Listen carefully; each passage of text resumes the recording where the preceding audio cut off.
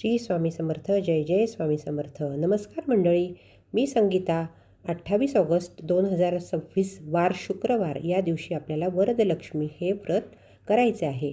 वर आणि लक्ष्मी म्हणजेच वरदान देणारी लक्ष्मी, साक्षात भगवान विष्णूची पत्नी असलेल्या श्री महालक्ष्मीचे पूजन आपल्याला या दिवशी करायचे आहे. रक्षाबंधनाच्या आधीचा जो शुक्रवार येतो तेव्हा किंवा श्रावणातल्या 3ऱ्या शुक्रवारी हे व्रत येते. पण यावर्षी योगायोगाने रक्षाबंधन आणि वरदलक्ष्मीचे व्रत एकाच दिवशी आले आहे. 28 तारखेला म्हणजे श्रावण शुक्रवारी वरलक्ष्मीचे व्रत आपल्याला करायचे आहे. आता बघा मंडळी, वरदलक्ष्मी व्रत आणि वैभवलक्ष्मी व्रत हे दोन्ही वेगवेगळे आहेत. श्रावणातल्या एका शुक्रवारी हे व्रत येत असतं. त्याच दिवशी संकल्प करायचा आहे आणि विधिवत पूजासुद्धा करायची आहे आणि संध्याकाळी या व्रताचं उद्यापनसुद्धा करायचं आहे. वैभवलक्ष्मीचे जेव्हा आपण कलश मांडतो तेव्हा आपण त्यात पाणी भरतो, पण या वरदलक्ष्मीच्या व्रतामध्ये कलशात पाणी न भरता त्यामध्ये तांदूळ भरायचे असतात. या व्रतालाच वरदलक्ष्मी व्रत सुद्धा म्हणतात. हे व्रत श्रावणात येते आणि हे व्रत वर्षातून एकदाच येते. तर मंडळी, त्या दिवशी शुक्रवार पण आहे आणि पौर्णिमा पण आहे आणि पौर्णिमा ही माता लक्ष्मीला समर्पित असते. तर ही मांडणी तुम्ही सकाळी केली तरी चालेल, जेणेकरून दिवसभर ती तुमच्या घरात राहील. वैभवलक्ष्मीचे व्रत करत असाल तर ज्या ठिकाणी वैभवलक्ष्मीची मांडणी असते त्याच्या शेजारीच तुम्हाला ही मांडणी करायची आहे. पूजा मांडणी पण खूप सोपी आहे, अगदी कोणी हे व्रत सहजपणे करू शकेल आणि एक दिवसीय असल्यामुळे हे व्रत आवर्जून करतात. तर हे व्रत कसे करावे याची माहिती आपण बघणार आहोत.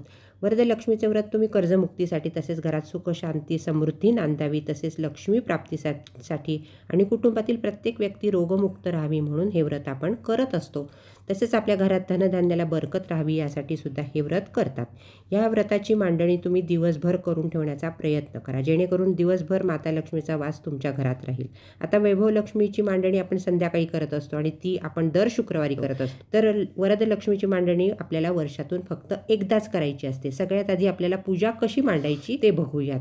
तर मंडळी, व्हिडिओ शेवटपर्यंत बघा आणि व्हिडिओ आवडला तर लाईक करायला विसरू नका. म्हणजेच काय मंडळी, तर हे व्रत वर्षातून एकदा केले जाते, म्हणूनच हे व्रत आवर्जून करावे. म्हणून शुक्रवारी आपण लवकरच ही पूजा मांडायची आहे. अगदी 5ला उठून ही पूजा मांडली तरी चालते, अगदी 5ला नाही तर 6ला तरीही करावी. अगदीच नाही जमले तर ब्रह्ममुहूर्तावर तरी ही पूजा करावी. जेवढी लवकर पूजा करता येईल तेवढी पूजा करावी.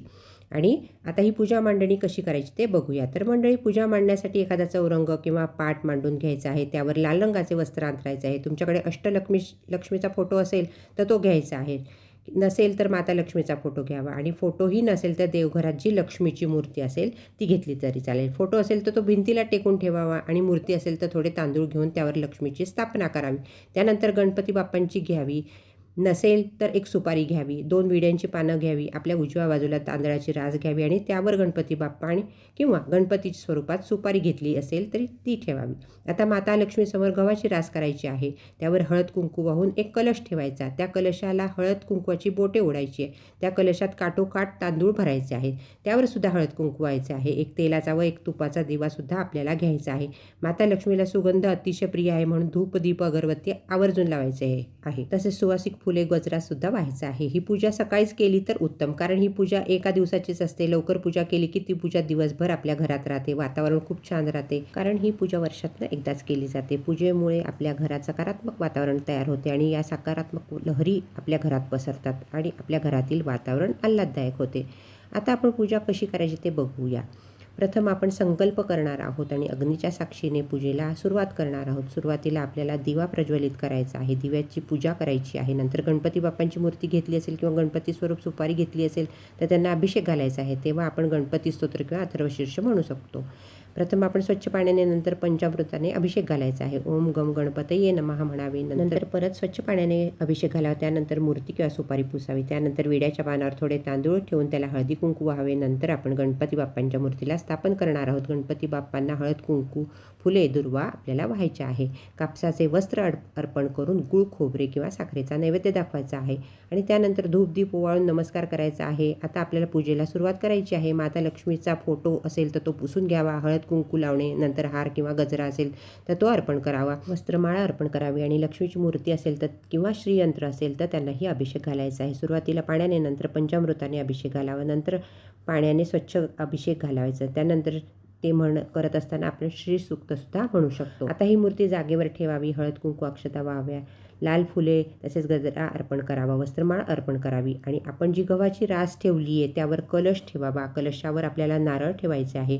तर हा नारळ पाण्याने भरलेला असावा. ओटीत आलेले नारळ नसावे, नवे नारळ असावे, आपल्या स्वतःच्या पैशातून आणलेले असावे. हे नारळ कलशावर ठेवावे. हळद कुंकू अक्षता अर्पण कराव्या, वस्त्रमाळ अर्पण करावी, गजरा अर्पण करावी, धूप दीप ओवाळावे आणि हे करत असताना आपण श्रीसूक्त म्हणू शकतो. आता आपल्याला नैवेद्य दाखवायचं आहे. तर मंडळी देवीला 21 प्रकारचे नैवेद्य दाखवतात. त्यात तुम्ही ड्रायफ्रूट्स तसेच फळं दाखवू शकतात. काजू, बदाम, अक्रोड, जर्दाळू, मनुका, पिस्ता तसेच सगळ्या प्रकारच्या खिरींचा नैवेद्य दाखवावा.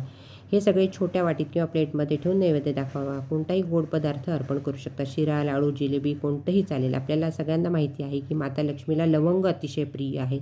तीसुद्धा लवंग आपल्याला दाखवायची आहे. लवंगाबरोबर वेलदोड्याचा प्रसादसुद्धा अर्पण करायचा आहे. एवढे सगळे सगळ्यांना शक्य नसेल तर तुम्हाला जेवढा प्रसाद जमत असेल तेवढा करायचा आहे. देव फक्त भावाचा भुकेलेला असतो. नैवेद्य दाखवल्यानंतर आपल्याला आरती करायची आहे. प्रथम गणपतीची आरती, नंतर माता लक्ष्मीची, वरदलक्ष्मीची आरती करावी, नंतर कहाणी वाचावी. कहाणी गुगलवर सहजपणे उपलब्ध होते. आता या दिवशी उपवास पण करायचा असतो. उपवास दिवसभर करायचा असतो. संध्याकाळी पूजा झाल्यानंतर उपवास सोडायचा असतो. दिवसभर तुम्ही दूध, केळी, चहा, कॉफी, सरबते घेऊ शकता. साबुदाण्याची खिचडी किंवा वरई पण खाऊ शकतात. फक्त तिखट मीठ या दिवशी खाऊ नये. खिचडी भगर गोड करून खावी. पण ज्यांना मेडिकल प्रॉब्लेम असेल तर त्यांनी डॉक्टरांच्या सल्ल्याने उपवास करावा, किंवा ज्यांना उपवास करणे जमतच नसेल आणि उपवास तर करावासा वाटत असेल तर त्यांनी सरळ तिखट मिठाची खिचडी करून खावी. सैंधव मिठाचा वापर करावा. तिखट मिठाचा खायचा असेल तर एकदाच खा, कारण संध्याकाळी आपल्याला उद्यापनानंतर उपवास सोडायचाच असतो. आता उद्यापन कसं करायचं ते बघूया. तर मंडळी, आपल्याला उद्यापनासाठी 5, 7, 9 सवाष्ण महिला आणि नाहीच मिळाली तर 1 सवाष्ण किंवा 1 कुमारिका आवर्जून बोलवावी आणि तिची माता लक्ष्मीचे स्वरूप मानून समजून तिची पूजा करावी. आता आपली पूजा तर सकाळीच झालेली असते, तरी संध्याकाळी धूप दीप लावून घ्यायचा आहे. महिला किंवा कुमारिका आपल्याकडे येतील, त्यांचे पाद्यपूजन करायचे आहे, म्हणजेच त्यांचे पाय धुवायचे आहे, त्यांना बसायला आसन द्यायचे आहे, हळद कुंकू लावायचं आहे, गजरा किंवा एखादं फूल द्यायचं आहे, चहा कॉफी किंवा काही खायलासुद्धा तुम्ही देऊ शकतात. जसे तुम्हाला शक्य असेल तसे करायचे आहे. खूप त्रास करून घ्यायचा. त्यांना तुम्ही एखादी खीरसुद्धा करू शकतात किंवा तुम्ही त्यांना जेवायलासुद्धा सांगू शकतात. जेवढे जमेल तेवढे करायचे. फक्त तुम्ही जेवण बनवताना त्यात कांदा लसूण वापरू नका. नंतर आपल्याला त्यांची ओटी भरून नमस्कार करायचा आहे आणि त्या ओटीमध्ये 1 फळ आवर्जून द्यायचे आहे आणि मनोभावे नमस्कार करायचा आहे. आता आपल्याला उपवास सोडताना आपण जो काही नैवेद्य दाखवला आहे तो घ्यायचा आहे. त्यानंतर बाकीचे म्हणजे वरण, भात, भाजी हे घ्यायचं आहे आणि उपवास आपल्याला सोडायचा आहे. आता उत्तरपूजा कशी करायची आहे? दुसऱ्या दिवशी स्नान करून जिथे पूजा केलेली आहे तिथे दिवा लावायचा आहे, हळद कुंकू अक्षता वाहायची आहे आणि मनोभावे नमस्कार करायचा आहे. नमस्कार करताना म्हणायचे आहे व हातात अक्षता घ्यायच्या आहेत आणि म्हणायचे आहेत की माता लक्ष्मी, तुझ्या पूजेत काही माझ्याकडनं चूक झाली असेल तर मला मोठ्या मनाने माफ कर, अशी क्षमा याचना करायची आहे. आता माता लक्ष्मीला विनंती करायची आहे की तू माझ्या घरामध्ये सदैव कायम स्थिर भगवान विष्णू सोबत वास कर. तुझ्या कृपेने, तुझ्या आशीर्वादाने माझं घर कायम धनधान्याने भरलेलं असू दे. किंवा तुम्हाला माता लक्ष्मीला आणखी काही विनंती करायची असेल तर ती करू शकतात. आणि अक्षता आपल्याला पूजेला अर्पण करायची आहे आणि नंतर ही पूजा उचलायची आहे. आणि अजूनही दिवा जर तेवत असेल तो हाताने बंद करू नये. दिवा आपोआप शांत होऊ द्यायचा आहे आणि सगळ्या वस्तू आपल्याला जागच्या जागी ठेवून द्यायची आहे. भांडी घासून पुसून जागच्या जागी ठेवायची आहे. आज मी आपल्याला वरदलक्ष्मीच्या व्रताची थोडक्यात माहिती देण्याचा प्रयत्न केला आहे. माता लक्ष्मीची कृपा आपल्या सगळ्यांवर राहू देत अशी प्रार्थना मी करते. मला खात्री आहे की या व्हिडिओचा आपल्याला नक्की फायदा होईल. व्हिडिओ आवडला तर नक्की लाईक करा, शेअर करा आणि चॅनलला सबस्क्राईब करा. धन्यवाद.